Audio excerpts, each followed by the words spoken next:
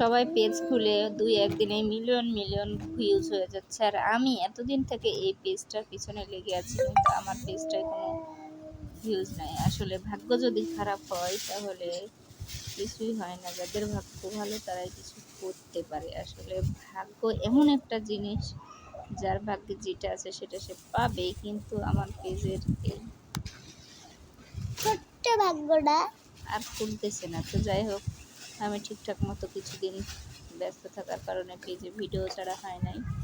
তো দেখা যাক কি হয় আর কি। তো আমার সবাই দাদু বাড়ি গেছিলাম আমি। ইসরা দাদু বাড়ি গেছিল সেটাও বলতেছে।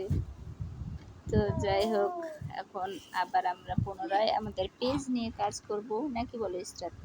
তারপরে কি হয় না হয় সেটা পরে দেখা যাবে। তো সবাই কেমন আছেন, কোথা থেকে আমার ভিডিওটা দেখছেন অবশ্যই জানাবেন, লাইক কমেন্টস করবেন।